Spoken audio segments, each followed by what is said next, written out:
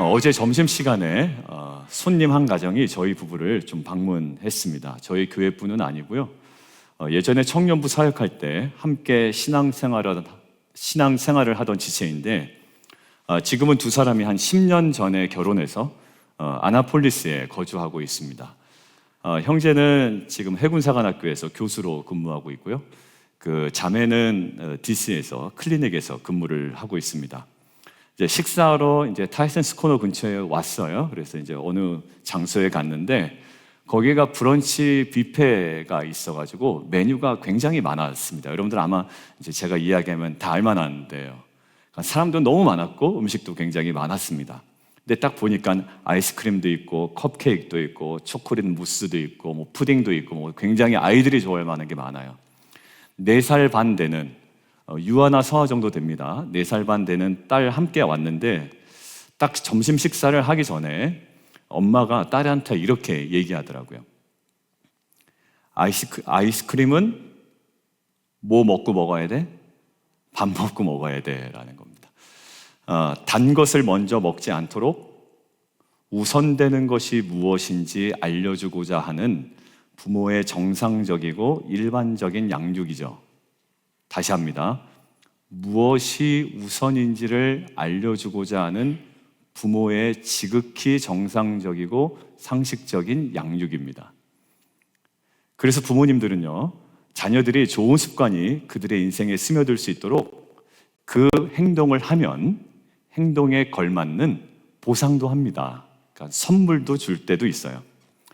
책을 읽거나 규칙적인 운동을 하면 부모님들이 선물을 사줍니다. 근데 길게 보면 진짜 선물은, 진짜 복은 무엇이냐면 부모로부터 받는 선물이 아니라 균형 잡힌 식단, 그리고 식습관, 그리고 독서, 그리고 운동 습관 자체가 그 자녀에게 결국에는 진짜 복이 됩니다. 그 습관을 훈련할 때 부모로부터 받는 선물보다 그 습관이 정착되어 그 인생 가운데 누리는 복이 더 크다라는 거예요. 결국 자녀에게 습관을 들이도록 계속 자녀들에게 요청하는 것 같지만 어느 순간 넘어가면 자녀의 삶에 배어든 습관이 자녀들의 인생을 꽉 붙잡고 있는 것을 보게 됩니다. 사실 예배도 마찬가지인 것 같아요. 내가 예배를 붙들고 있는 것 같고 내가 예배를 드리고 있는 것 같지만 결국에 어느 예배의 임계점을 넘어가면 내 삶에 회복된 예배가 내 인생을 붙들고 있구나라는 것을 저희가 깨닫게 되는 경우가 많습니다. 그래서 창세기에서 복에 대해서 이렇게 얘기하죠. 저희가 찬양팀 세미나에서도 한번 이야기했고 안 목사님 오셔서도 이야기한 단어입니다. 같이 한번 히브리어만 읽어보겠습니다. 자, 시작. 바라크입니다. 이 뜻은 무슨 뜻이냐면 엎드리다, 경배하다, 찬양하다요. 그때 안 목사님 오셨을 때는 영어 성경으로, 영어 버전으로 어떤 뜻이라고요? 무릎을 꿇다 였잖아요. 그러니까 무릎을 꿇다, 엎드리다, 경배하다, 찬양하다 예요. 그러니까 결국 엎드려 경배하며 찬양하는 모습인데 엎드려 경배하고 찬양하고 결국 예배하면 하나님께서 예배자에게 복을 주신다 이런 개념은 아닙니다. 아까 우리 자녀들 생각해 보세요. 너 이 운동 꾸준히 하면 선물 줄게 이런 개념이 아니라 엎드려 경배하고 찬양하며 예배하는 것 그 자체가 뭐라고요? 그게 복이라는 거예요. 그래서 진정한 복은 밑에 한번 화면을 보시면 사실 저 복이긴 하지만 사실 의미는 저 복입니다. 화면을 안 보시면 저 복이 뭐고 저 복이 뭐고 그럴 텐데 복복자이긴 하지만 사실 성경에서 얘기하는 복의 핵심은 뭐라고요? 엎드린다라는 거예요. 그래서 독일의 신학자 칼 바르트가 있어요. 근데 칼 바르트가 예배의 중요성에 대해서 그래서 이렇게 3가지로 이야기를 합니다. 같이 한번 한국어로 읽어보도록 하겠습니다. 시작. 예배는 가장 중요한 것이요, 가장 긴급한 것이요, 가장 영광스러운 일이다 라는 거예요. 여러분들, 그래서 신앙생활의 기본은 예배입니다. 그리고 예배가 무너지면 신앙생활이 조금씩 무너지기 시작해요. 예배를 잘 드려야 구원받는다라는 것 아니에요. 그리고 예배를 드리지 않으면 하나님이 벌을 주신다, 이것도 아닙니다. 예배 자체가 복이라는 거예요. 오늘 본문에서 한 우물가가 배경인데요, 사마리아 여인과 유대인 남자 예수라는 자가 만나는 사건이 벌어집니다. 어떤 대화로 시작되냐면 물 한 잔 요청하는 거예요. 물 한 잔 다오입니다. 아주 전략적이고 치밀한 계획 가운데 던진 첫마디입니다. 물 한 잔 다오라는 말에서 이제는 그것이 확대되어 예배라는 주제로 확장되기 시작합니다. 그래서 오늘 본문을 통해 참된 예배에서 우리가 놓치지 말아야 될 것이 무엇인지, 오늘 크게는 하나인데요, 우리 더불어서 마지막에 결론 겸 우리 두 가지를 나누고 오늘 좀 기도하는 시간 갖도록 하겠습니다. 자, 첫 번째 대지인데요, 이게 거의 메인 포인트입니다. 같이 한번 읽겠습니다. 시작. 제가 일부 예배 때 갈등과 갈증을 반복해서 이야기했더니 끝나고 피드백이 들어왔어요.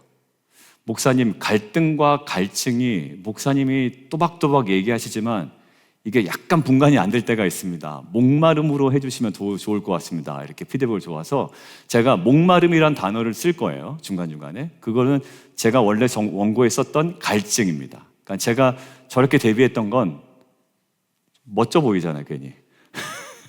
갈등이 아니라 갈증입니다. 그러니까 괜히 멋부렸다가 헷갈린다는 소리 듣고. 자, 하여튼 핵심은 뭔지 아시죠? 갈등이 문제가 아니라 갈증이 문제다라는 거. 여러분들, 예수님께서 이 여인에게 어떻게 다가오셨나요? 우리 7절 우리 화면을 통해서 함께 보시죠. 이 말로 다가오세요. 같이 한번 읽겠습니다. 시작. 물을 달라라는 거예요. 물을 달라. 근데 예수님이 다가오실 때 갈증, 목마름이라는 이슈를 가지고 여인에게 다가오십니다. 철저하게 계획된 거라고 그랬어요. 갈증이라는 이슈로 다가와요. 목마름이라는 이슈로. 그런데 이 여인은 예수님이 관심 갖고 있는 목마름, 갈증보다는 갈등에 예민해져 있었던 것 같아요. 자, 9절에 이렇게 기록되어 있습니다. 나는 사마리아 여자, 당신은 유대인 남자. 근데 어떻게 나한테 물을 달라고 합니까? 그 요청을 무엇으로 느끼고 있죠? 갈등으로 느끼고 있어요. 갈증이라는 요소로 지금 밀고 들어오고 계신데 그 상황을 갈등으로 인식을 하고 있습니다. 왜 그러죠? 부연 설명이 9절에 나와 있어요. 유대인들은 사마리아인들을 부정하다고 생각을 합니다. 그래서 그들과 상종하지 않으려 했다라고 부연 설명이 나와 있어요. 역사적인 배경이 좀 있습니다. 그런데 유대인 남자가 갑자기 누구를 찾아와서 사마리아 여자를 찾아와 물을 달라고 하니 그 여인에게는 갈등의 요소가 너무 크게 보이는 겁니다. 그런데 예수님이요, 한술 더 뜹니다. 뭐라고 얘기하시냐면 10절에 성경을 보시면 이렇게 돼 있어요. 내가 누군지 알았더라면 너는 내게 구했을 것이고 그러면 내가 너에게 생수를 주었을 텐데. 이상한 소리 하시는 거예요. 유대인 남자가 사마리아 여자한테 물을 달라고 하는 거 갈등이에요? 왜 달라고 하십니까? 그런데 갑자기 내가 누군지를 알았으면 내게 달라고 했을 것이고 내가 주었더라면, 뭐 이러면서 이 얘기를 하고 계시는 거예요. 여러분, 뜬금없는 예수님의 발언 같지만 사실 예수님은 지금 계속 일관되이 목마름, 갈증과 목마름과 물에 대한 이야기로 계속 이 주제를 끌어가고 계시다라는 것 여러분들 보십시오. 여러분들 영화 한 편 보고 있다고 생각을 하세요. 이 드라마 조금 더 천천히 제가 끌고 갈 겁니다. 물 달라고 해 썩 내키지 않아요. 갈등이에요. 근데 예수는 계속 내가 누군지 알았으면 그러지 않았을 텐데, 달라고 했으면 내가 줬을 텐데, 자꾸 그런 식으로 끌고 간단 말이에요. 자, 이 여인이 갖고 있는 갈등의 관점이 12절에도 나타납니다. 자, 12절에 무슨 내용이 있냐면 이 우물은 어떤 우물이에요? 야곱의 우물입니다. 근데 갑자기 예수님이 뭐라고 그러냐면 내가 물을 주겠다라는 거예요. 예수님이 물을 주겠다고 하니까 마치 우물에 대한 소유권을 주장하는 것처럼 느껴지는 거예요. 그러니까 이런 거죠. 당신 가만히 보니까 야곱 시대에 살았을 법한 사람은 아니야. 그죠? 야곱은 한참 전의 사람이잖아요. 근데 야곱의 우물에 대해서 뭐 자기가 물을 주네 마네 이러니까 뭐 당신의 조상이 이 땅의 점유권에 대한 어떤 뭐 권리가 있는 거야? 약간 이런 느낌도 있는 거예요. 그러니까 결국 뭐냐면 당신 야곱보다 커? 어떤 느낌인지 아시겠어요? 이거 야곱의 우물인데 당신이 뭐라고 물을 주네 마네. 당신 야곱보다 큰 사람 맞아? 이렇게 얘기하는 겁니다. 여전히 어때요? 여인은 갈등이에요. 하나하나가 갈등입니다. 자, 그런데 이에 대한 예수님의 대답은 무엇일까요? 자, 이제 좀 더 천천히 갈게요. 이에 대한 예수님의 대답은 내가 야곱보다 크다 작다의 대답입니까? 아니에요. 이게 이제 성경 읽을 때 낯설게 읽기의 재미예요. 야곱보다 큰 자입니까? 그럴 때 딱 끊어요. 그러면 예수라면 무엇을 이야기했을까? 크다, 작다 이런 식으로 얘기할 가능성이 있는데 뭐라고 얘기합니까? 자, 함께 읽겠습니다. 자, 시작. 이 물을 마시는 자마다 다시 목마르려니와 내가 주는 물을 마시는 자는 영원히 목마르지 아니하리니 내가 주는 물은 그 속에서 영생하도록 솟아나는 샘물이 되리라. 여러분들 일관되이 예수님은 무엇을 끌고 가요? 여전히 목마름, 갈증과 물에 대한 이슈로 계속 끌고 가세요. 자, 그런데 여러분들 여기서 저 이야기를 들은 여자 입장에서 한번 여러분들 서보십시오. 아, 왜 유대인이 사마리아 여인한테 물을 달라고 합니까? 근데 뭐 네가 누군지 알았더라면 그러지 않았을 텐데, 내가 물을 주었을 텐데, 목마르지 아니할 텐데 막 이럽니다. 내가 주는 물을 먹으면 목마르지 아니하다. 여러분들 세상에 그런 물이 있습니까? 없어요. 근데 갑자기 이 양반이 내가 주는 물을 먹었더라면 너는 다시는 목이 마르지 아니할 텐데, 무슨 소리예요? 헛소리죠. 그러니까 이 여인의 입장에서는 어떤 반응이 나올 것 같아요? 저 같으면 이렇게 얘기했어요. 무슨 그런 물이 있습니까, 선생님? 점잖게 생기셔가지고 장난치지 마세요. 오랫동안 걸어오셔서 힘드신 모양인데 좀 쉬십시오. 그러면서 뒤돌아가면서 한마디 해야겠죠. 하루 종일 걸었더니, 뙤약볕에 걸었더니 정신 나갔나 보다. 아마 이렇게 생각을 할 거예요. 근데 여인이 이렇게 얘기합니다. 15절 한번 읽어볼게요. 자, 본문 읽습니다. 파워포인트요. 시작.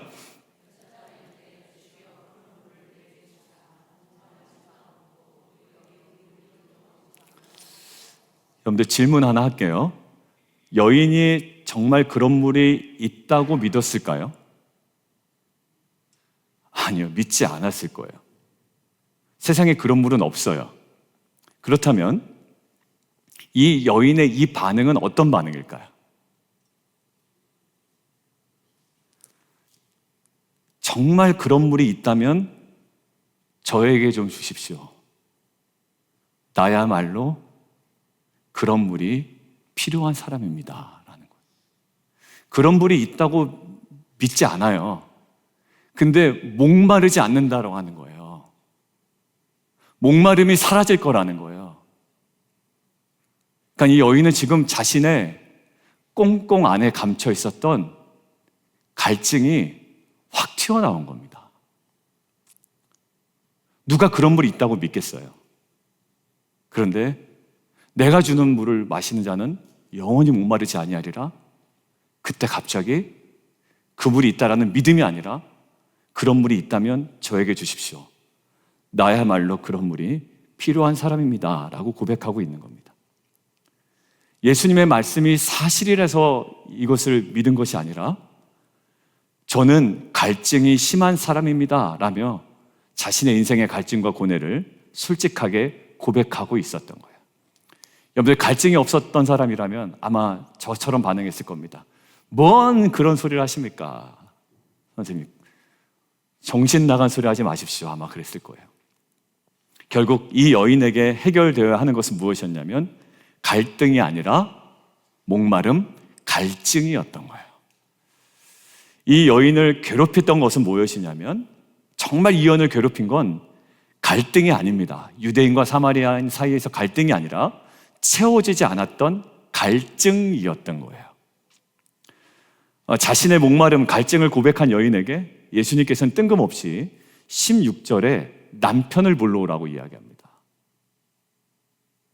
여러분들, 이것은 예수님이 물이라는 주제에서 남편이라는 주제로 대화의 주제를 전환시키는 것이 아닙니다.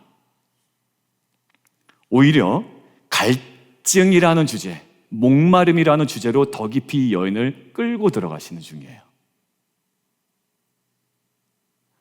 남편 이야기를 갑자기 하는 이유는 이 여인이 철저하게 갈증을 느끼고 있는 그 요소를 가지고 목마름을 더 깊이 이야기하고 싶은 겁니다. 이 여인은 이전까지만 하더라도 남편들이 여러 명 있었잖아요. 그것이 남편들과의 갈등이라고 생각했을 수 있습니다. 그래서 그 갈등을 숨기려고 예수님에게는 아무 얘기 안 하죠. 뭐라고 얘기합니까? 남편 있느냐? 남편을 불러오라 그러니까 뭐라고 대답하죠? 처음 대답이 나는 남편이 없습니다. 그러니까 얘기하기 싫다는 거예요. 얘기하기 싫은 줄 알고 있었어요, 예수님. 남편 얘기 물어보지 말라는 거고 자녀 얘기 물어보지 말라는 거예요. 그리고 내 과거 자꾸 들춰내지 말라라는 거예요. 남편 얘기를 한 게 아니라 그 여인의 갈증으로 계속 끌어당기고 있는 거예요. 나는 남편이 없습니다. 그런데 예수님은 남편이 없단 말이 옳다라고 이야기하시고 실체를 쫙 드러내십니다. 너 과거에 남편 5 있었고 지금 있는 자도 남편이 아니니 남편 없다라는 네 말이 참되다. 예수님이 말씀하시려는 것은 그 여인의 남편에 관한 얘기가 아니었어요. 남편의 이야기를 통해 이 여인의 일상을 누르고 있는, 이 여인의 일상을 꼭 붙잡고 있는 갈증의 문제, 목마름의 문제를 들춰내려고 하셨던 겁니다. 이 여인은 지금까지는 늘 자신의 불행의 원인이 남편들과의 갈등이었다고 생각했을 수도 있습니다. 그런데 이 여인은 어느 순간 깨닫게 됩니다. 내 인생의 불행은 누군가와의 갈등이 아니라 무엇인가로 채워지지 않은 목마름, 갈증의 문제였구나라는 생각을 이제서야 하게 돼요.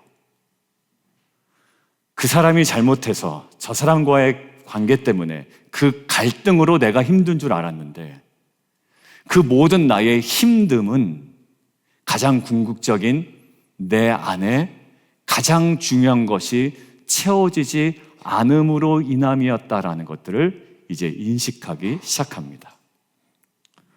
우리의 인생도 수많은 관계의 갈등이 있습니다.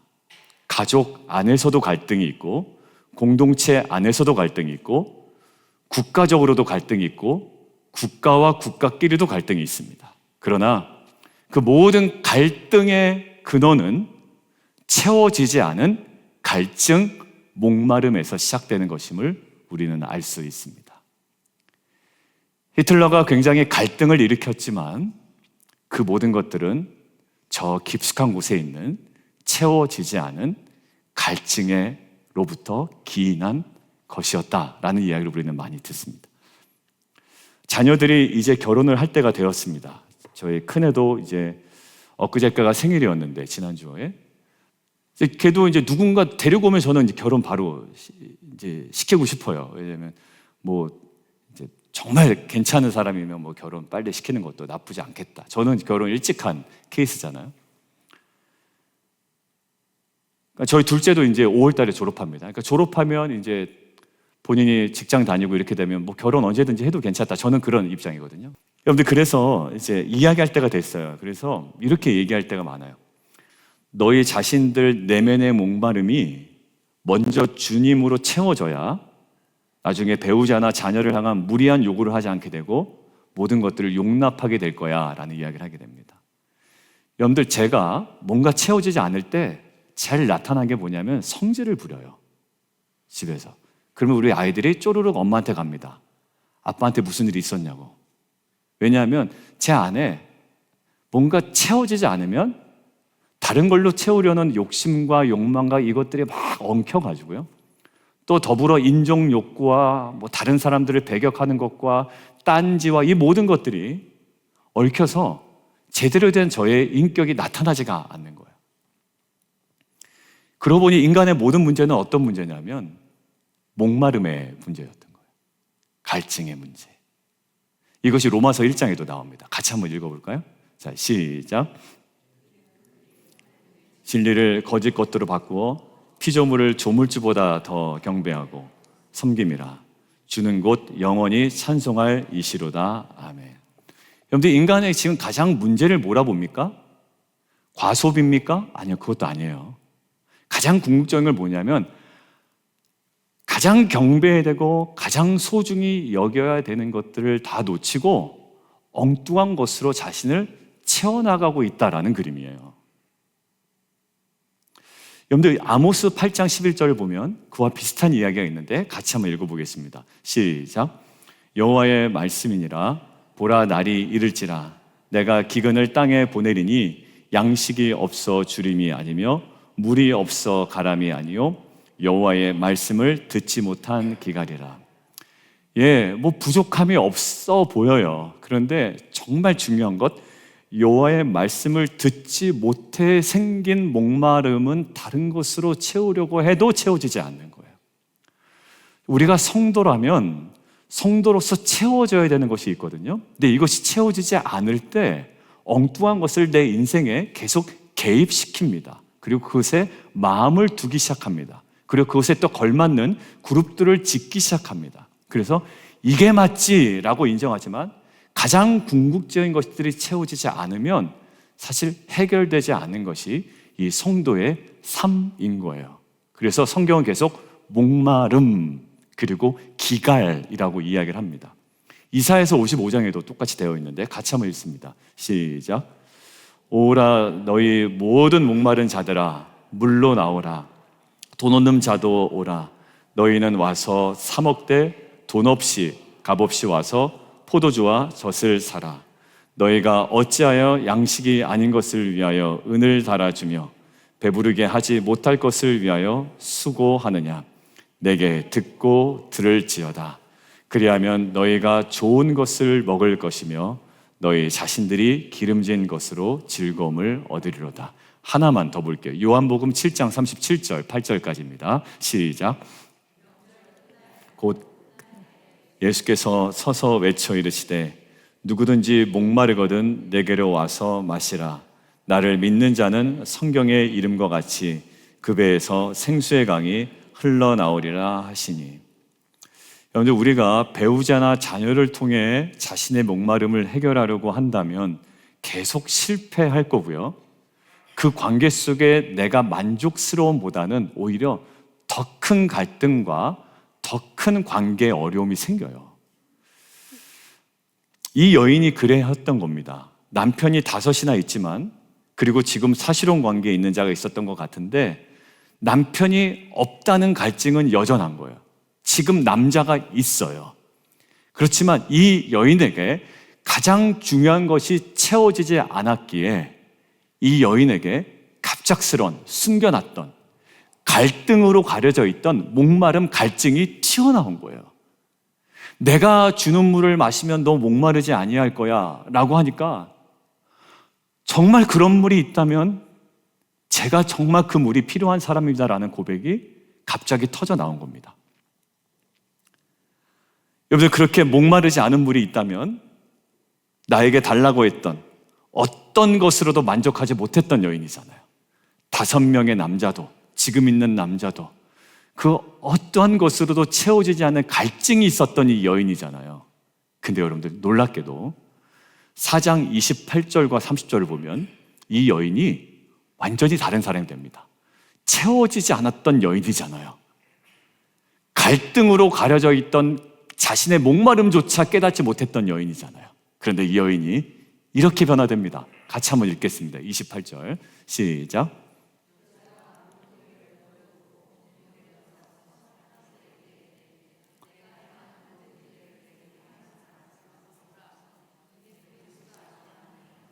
그들이 동네에서 나와 예수께로 오더라. 여러분들 가만히 보시면 뭐냐면 물동이를 버려두고 동네로 들어가 다른 사람들의 오히려 목마름을 해결시키는 소식을 증거하는 증인이 됩니다. 저는 이 그림이 말씀 정리하다가 이 그림이 2025년도 우리 사랑하는 성도들에게 보여줘야 되는, 그리고 제가 기도하는 회복의 그림이라고 생각이 들었어요. 그러니까 단순히 목사님 그 문제가 해결됐으면 이제 괜찮아졌어요 라는 수준이 아니라, 왜냐하면 이게 문제가 또 생기면 또 어려워지거든요, 저희 마음이.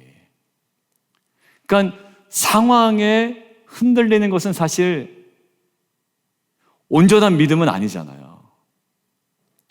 그러니까 저는 어떤 회복의 그림을 두고 기도해야 되겠다는 마음이 드냐면, 이 여인이 정말 목마름 가운데 있었던 여인이잖아요. 근데 단순히 목마름이 해결될 뿐만 아니라 이 여인에게 보이는 그림은 뭡니까? 또 다른 목마른 자들을 위하여 복락의 생수에 근원된 그 주님을 증거하는 증인으로서 서게 되죠. 저는 우리 교회 성도님들이 단순히 어려웠다가 이제 목사님 저 이제 좀 괜찮아요, 이 정도가 아니라 과거에 가장 어려웠던 갈증과 목마름에 힘들었지만 이제는 그 채우심을 경험할 뿐만 아니라 온전히 회복되어 또 다른 목마른 자들을 향하여 복락에 근원되는 그 주님을 증거하는 자로 세워지는 것, 이것이 저와 여러분이 2025년도 목표를 두고, 회복의 목표를 두고 기도하며 경험해야 될 모습인 줄 믿습니다. 단순히 좀 좋아졌어요가 아니에요. 그러면 또 나빠집니다. 왔다 갔다 왔다리 갔다리, 그죠?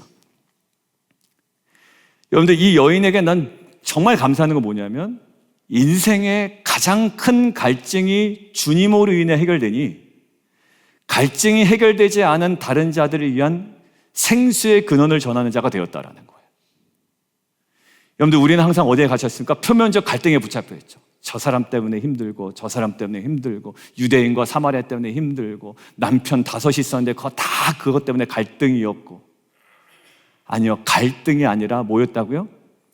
가장 내 내면에 채워져야 되는 목마름과 갈증이 채워지지 않아서 생긴 표면적 현상이었던 거예요.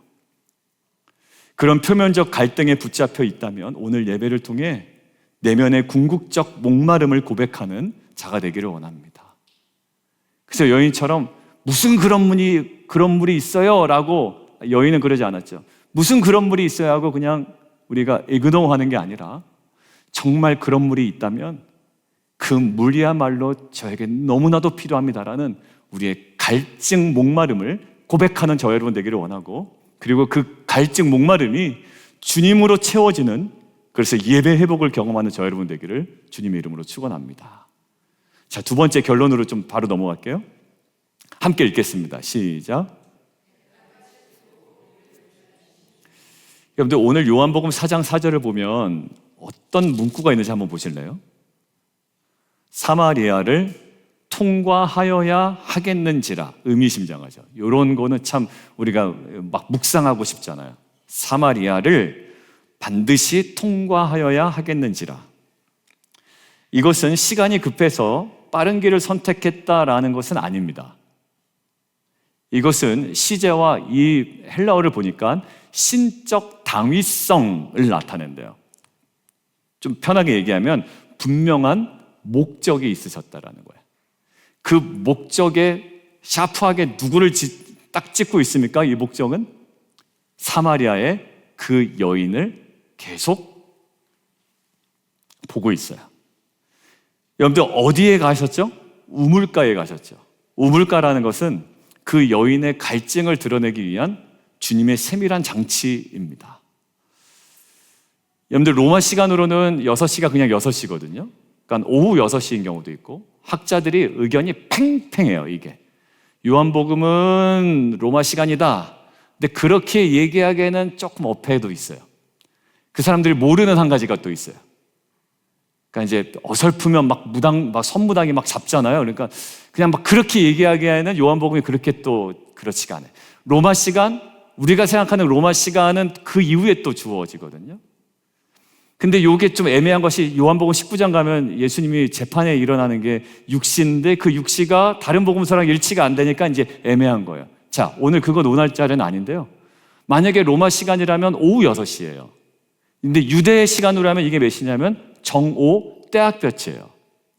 어떤 시간이든지 상관없이 떼학볕이면 떼학볕에 걸어오시고 거기를 기다리고 있었던 대가를 지불하신 거고, 오후 6시면 오후 6시까지 꼬박 걸어오신 거예요. 거기까지 시간 맞춰서.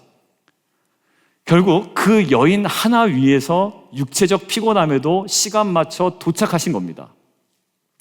이 여인을 만나주시려고 대가를 지불하시고 우물가에서 기다리고 계시는 주님을 만나는 것이 뭐냐면 그게 예배예요. 여러분들, 우리는 예배에 늦게 올 수도 있어요, 가끔. 그러나 예배의 가장 궁극적인 하나의 모습은 뭐냐면 저와 여러분을 만나주시려고 대가를 지불하시고 우물가에서 기다리고 계신 주님을 만나는 겁니다. 사실 주님이 지불하신 대가의 실체는 뭐였냐면 십자가였습니다. 십자가의 죽음은요, 우리의 모든 갈증을 해결하는 궁극적인 능력이요 은혜임을 저는 믿습니다. 여러분들, 이게 믿어지지 않으면 어떻게 돼요? 다른 것으로 채웁니다. 요한계시록인가요? 요한복음 지난주에 주말에 제가 금요일인가 목요일에 말씀 나눌 때 우리의 회복되어야 되는 믿음 3가지가 있었죠. 첫 번째는 예수 그리스도의 사랑에 대한 믿음. 그 두 번째, 십자가가 영광이라는 믿음, 그 본문에서. 세 번째는 어떤 믿음? 모든 것이 하나님으로 말미암았다라는 믿음이에요. 여러분들, 이게 나에게 전부가 되지 않으면 그것으로 채우려 하지 않습니다. 그러나 십자가의 죽음은 모든 우리에게 필요한 것들을 위하여 주님께서 대가를 다 지불하시고 모든 것들을 해결하시고 그 이제 우리의 모든 것들을 채우시려고 기다리고 계시는 우물가에 계신 주님의 그 모습이에요. 여러분들, 그래서 히브리서 10장 19절에 20절에 이렇게 나와 있습니다. 같이 한번 읽습니다. 시작. 주의 피를 힘입어 성소에 들어갈 담력을 얻었나니 그 길은 우리를 위하여 휘장 가운데 열어놓으신 새로운 살 길이요 휘장은 곧 그의 육체입니다. 여러분들, 결국 여기서 뭡니까? 십자가의 대가를 지불하시고 예수의 피로 다 지불하시고 그리고 작정하시고 우리를 기다리고 계신 주님, 오늘 예배 가운데 우리는 지금 만나고 있는 것이고, 또 아직 다 누리지 못했다면 마지막 축도할 때까지 우리를 각자의 우물가에서 모든 대가를 십자가에서 지불하시고 기다리고 계신 주님을 우리는 오늘 만나는 거예요. 그리고 그것으로 채워지는 겁니다. 여러분들, 이것이 안 되면 우리는 또 다른 갈등을 얘기할 거예요. 그러나 그 모든 표면적 갈등은 가장 궁극적인 목마름이 채워질 때 어렵지만 감당할 수 있는 힘이 주어지며 그 모든 일 뒤에 가운데 계획하신 하나님의 섭리를 믿음으로 바라보며 소망 가운데 걸어갈 수 있는 우리의 힘과 능력이 되는 줄 믿습니다. 여러분들, 그래서 우리의 목마름, 갈증이 근원적으로 해결되어지고 이제는 물동이를 버려두고 생명의 복음을 전하는 증인된 사명을 감당하는 빛과 소금 교회 모든 성도님 되기를 주님의 이름으로 축원드립니다.